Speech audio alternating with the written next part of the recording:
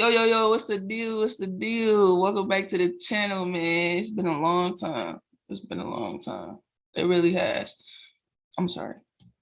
I'm sorry, y'all. I'm sorry. I'm gonna do better. All right. I'm gonna do better. I promise. I promise. But in today's video, y'all, I just wanted to make a quick analysis of what I'm looking at within NASDAQ for the week, overall the week. Okay. And yeah, so let's jump right into it. So if we're looking at the weekly time frame, we can start from the monthly if you want. So if we're looking at the monthly time frame, I'm a big fan of looking at the previous candle, especially on the weekly and the monthly.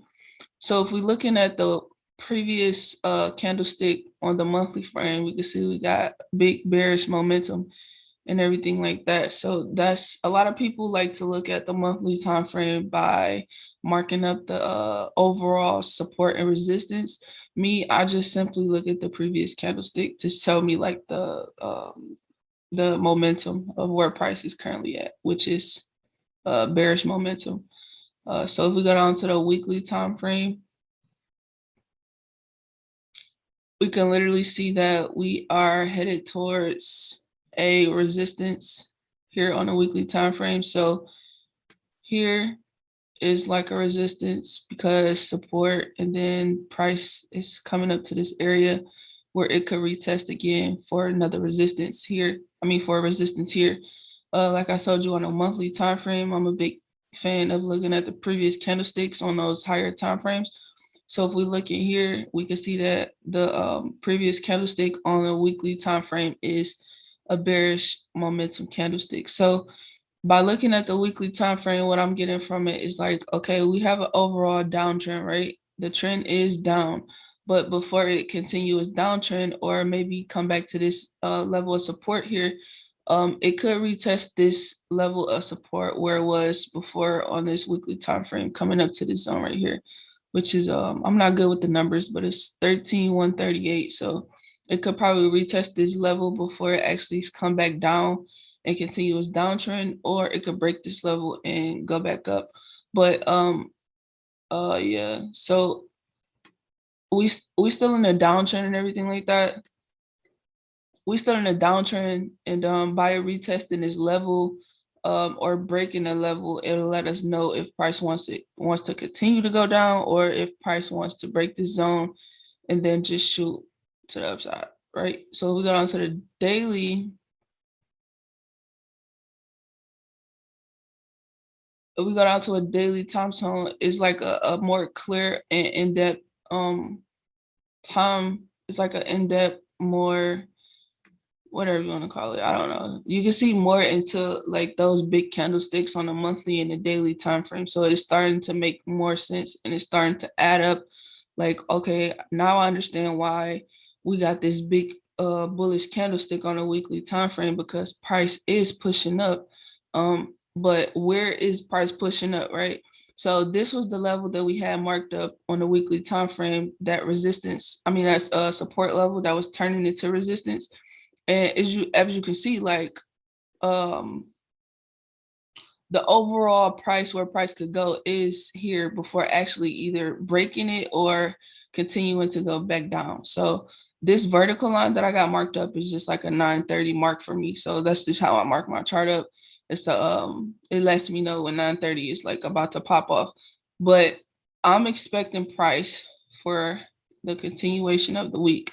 I'm expecting price to just shoot back up to this level of support slash resistance, which is like around 13,135 or whatever. Come back up here and then continue to drop down below. But that's just as of now. It could change, especially if price breaks this level right here. So this is a major level for me. So if price breaks this level and continues to go up, then of course I'll be looking for more buys and everything like that. But for today,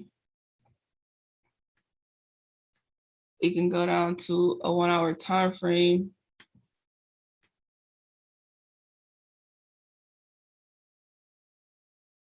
And this is what I have marked up for 930 at this moment. So right now,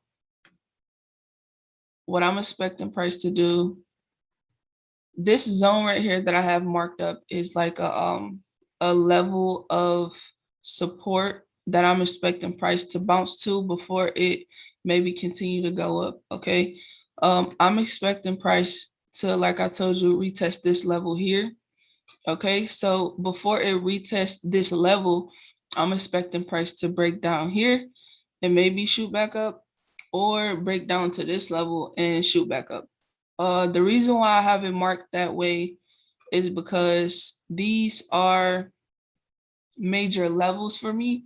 So it lets me know, like, okay, if price breaks this zone right here, right? If price breaks this zone here, then I know price wants to come here, because this is where the most money is sitting at right now. If price breaks this level here, then I know it wants to come here. However, if price breaks this level here, then I know it wants to come here before it actually shoots back up. And as you can see, like this level, let me show you. I don't know if y'all can see it, but like these dotted lines that I got marked up right here, and I think it's right here. These dotted lines are like the major supply and demand zones for the daily time frame. So let me show you guys. So y'all see this dotted line right here? This is like a supply, it was a resistance for the daily time zone, right? So it's like a major level for me, right? And it's kind of confluence with this this weekly time frame zone that we got marked up, but this is just the daily. So and then we got this dotted line right here. So that's why I made it a dotted line. So I don't want too much on my charts, but it lets me know, like, okay, price is at this major key level, and I know it is going to react to it some type of way, but I'm gonna be patient and I'm gonna wait for price to show me which way it wants to go before I actually get inside the market. So as y'all can see, like it's rejecting this zone right here that I got marked up, this supply zone. But overall, I'm expecting price to come here before it actually continues to go down. And right now it's rejecting it. So once it breaks that level that we got marked up on a lower time frame, once it breaks that level, then I'm expecting price to either come here, right, before shooting back up to retest this level, or I'm expecting price to come down to this level and shoot back up. It's a possibility that it could knock out a lot of traders by retesting this level. It's just liquidity right here. For the most part, all those wicks or whatever is just liquidity. So overall, I'm expecting price to come back down to these levels and react, or this level and react. But for me, as of now, for the week, I'm like in a bearish, okay, I'm like in a bearish, I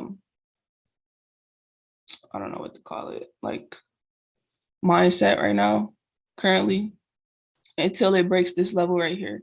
So it's not breaking this. As long as it don't break this level, then I'm still looking for sales to this level and to this level. Not sure when price will get to those levels. Maybe it'll get to it today, maybe tomorrow. Don't really know. But right now, I'm looking for sales. And yeah, that's what I'm looking for. So, because overall, we're still in a downtrend, honestly. Like, you can see, like, price is still respecting these levels. But on a weekly time frame, this is a big bullish candlestick. So if price breaks this level, then my bias will change, and then I'll start to look for buys. But as of now, May 31st sales is the most accurate for me right now. So quick video, straight to the point. I hope it made a lot of sense to you guys. I hope I was clear. You can always ask me questions on my Instagram, University of Pips on Instagram, or my personal Instagram is Yaya Bradford, and everything like that. Also, leave a comment down below if you have any questions. I try to get to everyone's comment, but yeah. With that being said, I hope y'all enjoyed the video, and until next time.